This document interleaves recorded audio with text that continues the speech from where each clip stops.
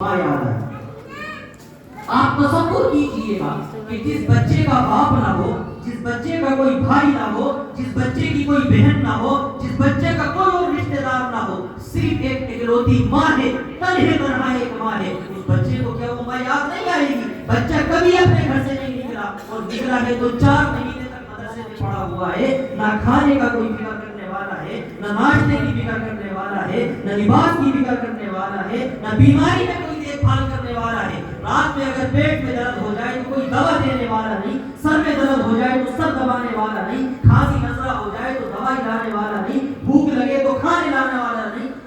ایسی صورتحال میں حضرت بایزید بسطامی مدرسے میں پڑے ہوئے ہیں. ایک دن استاد جی سے کہا کہ حضرت میرا دل یہ چاہتا ہے کہ میں گھر جاؤں اور اپنی والدہ کی زیارت کروں. استاد جی نے کہا کہ بیٹا اگر تم گھر جانا چاہتے ہو تو یہ اتنا سبق تم آج سنا دو اور پھر تم کو اجازت ہے کہ تم گھر چلے جاؤ. حضرت بایزید بسطامی فرماتے ہیں کہ استاد نے ایک سبق کی مقدار متعین کر دی اور وہ روزانہ سے زیادہ کی مقدار تھی. روزانہ میں 2 صفحے سناتا تھا، اس دن استاد جی نے کہا کہ 6 صفحے سنا رہے ہیں. لیکن مجھ کو چونکہ خوشی تھی کہ مجھے گھر جانا ہے، والدہ سے ملنا ہے، ماں کے آغوش میں جانا ہے، ماں کی ممتا کو مجھے ڈھونڈنا ہے. فرماتے ہیں کہ میں نے قرآن کریم کے وہ صفحات حفظ کیے، استاد کو جا کر کے سنا دیے. استاد نے کہا کہ جاؤ تم کو اجازت ہے اپنی والدہ سے ملاقات کرو. حضرت بایزید بسطامی فرماتے ہیں کہ جب میں واپس چلا ہوں میرے دل میں امنگیں تھی، میرے دل میں خیالات تھے، میرے دل میں جذبات تھے. ماں سے ملوں گا، ماں مجھ کو چومے گی، ماں سے ملوں گا، ماں مجھ کو اپنی گود میں بٹھائے گی. 4 مہینے کا عرصہ گزر گیا ہے، ماں کو نہ اس آنکھ نے دیکھا ہے، نہ ماں نے اپنے بیٹے کو دیکھا ہے. اس ماں کا بھی کوئی دوسرا نہیں تھا، کوئی اور اولاد نہیں تھی، تنہے تنہا ایک بایزید تھا جو مدرسے میں پڑھ رہا تھا. 4 مہینے کے بعد بایزید گھر آتے ہیں.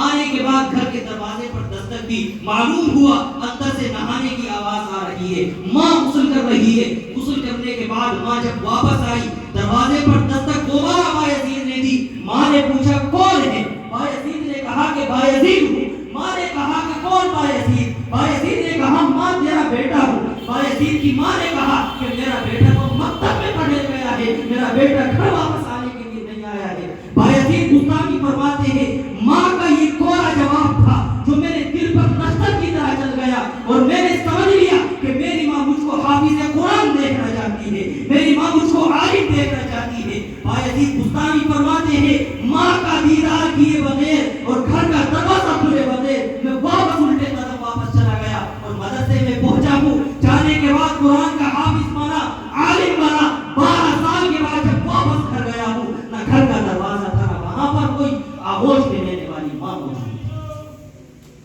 اس کو کہا جاتا ہے ماں کی خدمت، اس کو کہا جاتا ہے ماں کا جذبہ. ضرورت ہے ایسی ماں کی، ضرورت ہے ایسی بہنوں کی، ضرورت ہے ایسی تربیت کرنے والوں کی. خدا کی قسم اس زمانے کے اندر بھی بایزید بسطامی پیدا ہو سکتے ہیں، اس زمانے میں بھی شیخ عبد القادر جیلانی پیدا ہو سکتے ہیں، اس زمانے میں بھی قاسم نانوتوی، اشرف علی تھانوی پیدا ہو سکتے ہیں. ہر ایک کے پیچھے اس کی ماں کی تربیت کا اثر ہوتا ہے. ماں اگر اولاد کی تربیت کی فکر کرے تو قاسم نانوتوی بننے سے، رشید احمد گنگوہی بننے سے، شیخ عبد القادر جیلانی بننے سے اور بایزید بسطامی بننے سے دنیا کی کوئی طاقت نہیں ہو سکتی.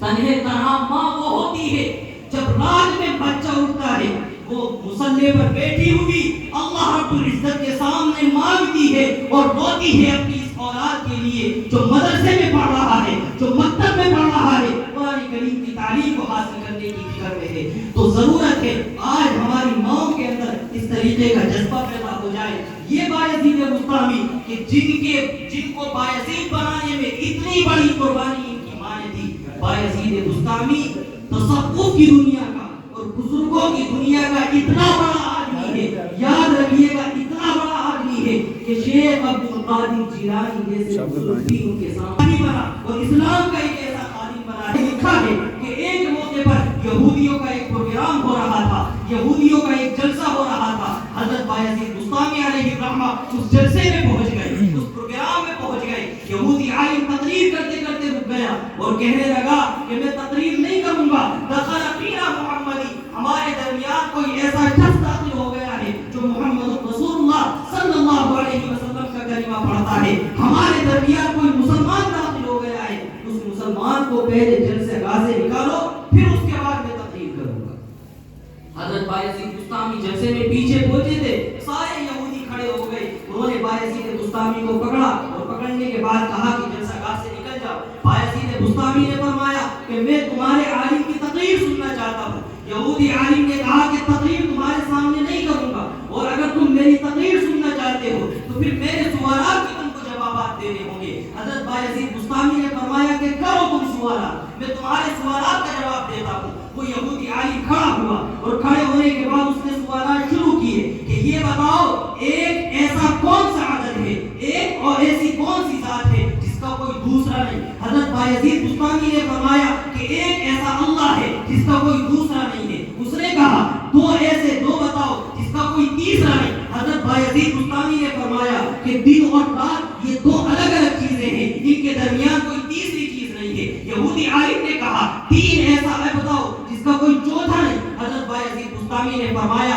کہ اللہ رب العزت جب قرب قیامت تمام کی تمام دنیا کو فنا کر دیں گے, اور فنا کرنے کے بعد ابتدا میں جو چیزیں وجود میں آنے والی ہوں گی وہ اللہ رب العزت کا روح ہوگا, قلم ہوگا, عرش پر اللہ تعالیٰ کی کرسی ہوگی. یہ تین چیزیں ہیں, ان میں کا چوتھا کوئی نہیں. اس نے کہا ایسا چار بتاؤ جس کا پانچواں نہیں. حضرت بایزید بستامی نے فرمایا اللہ تعالیٰ نے قرآن کریم اور توریت اور انجیل اور زبور چار آسمانی کتابیں نازل فرمائی ہیں, پانچویں کوئی کتاب نہیں. یہودی عالم نے کہا ایسا پانچ بتاؤ جس کا چھ نہیں. حضرت بایزید بستامی نے فرمایا اللہ تعالیٰ نے دن اور رات میں مسلمان پر پانچ نمازیں فرض کی ہیں, چھ نمازیں فرض نہیں کی. اس نے کہا ایسا چھ بتاؤ جس کا ساتھ نہیں. حضرت بایزید بستامی نے فرمایا کہ اللہ رب العزت نے زمین و آسمان کو 6 دنوں میں پیدا کیا ہے, 7 دنوں میں پیدا نہیں کیا. اس نے کہا کہ ایسا 7 بتاؤ جس کا 8 نہیں. حضرت بایزید بستامی نے فرمایا اللہ تعالیٰ نے 7 زمینیں پیدا کی ہیں, 8ویں کوئی زمین نہیں ہے.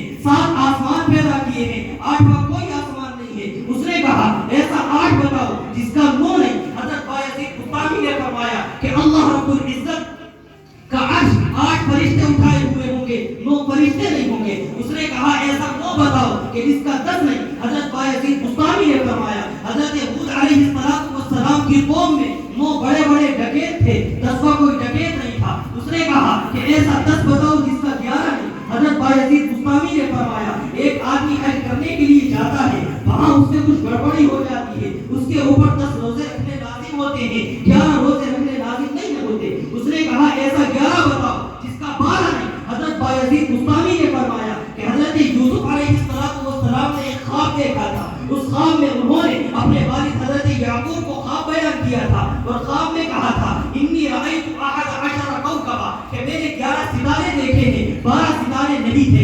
یہودی عالم نے کہا ایسا 12 بتاؤ جس کا 13 نہیں. حضرت بایزید بستامی نے فرمایا ان عدت الشہور عند اللہ 12 شہرا, اللہ رب العزت کے یہاں مہینوں کی تعداد 12 ہے, 13 مہینے نہیں. اس نے کہا ایسا 13 بتاؤ جس کا 14 نہیں. حضرت بایزید بستامی نے فرمایا کہ حضرت یوسف علیہ السلام نے 11 ستارے دیکھے تھے, ایک سورج دیکھا تھا, ایک چاند دیکھا تھا, یہ 13 چیزیں دیکھی تھی, 14 چیز نہیں. اس نے کہا کہ ایک ایسی قبر بتاؤ کہ جس نے اپنے مردوں کی زندہ رکھا ہو. حضرت بایزید بستامی نے فرمایا کہ حضرت یونس علیہ السلام سمندر میں کودے تھے, مچھلی نے آپ کو پیٹ میں لے لیا تھا, مچھلی آپ کی قبر بن گئی تھی, اور مچھلی نے پھر حضرت یونس علیہ السلام کو اپنے اندر سے نکال دیا تھا. تو مچھلی کا پیٹ حضرت یونس کی قبر تھی. یہ ایک ایسی قبر تھی کہ جو زندہ ہے, جس کا مردہ بھی زندہ ہے. اس نے کہا اسی میں جوائنٹ کر دینا, جانور بتاؤ جس کی اللہ رب العزت نے قسم کھائی ہو. کٹ گئی تھی وہ فون آ گیا. نے فرمایا کہ اس طریقے کا جانور گھوڑا ہے, اللہ تعالیٰ نے اس کی قسم کھائی ہے. اس یہودی عالم نے کہا کہ اس طریقے کی ایک بے جان چیز بتاؤ جس نے خانہ کعبہ کا طواف کیا ہو. حضرت بایزید بستامی نے فرمایا کہ حضرت نوح علیہ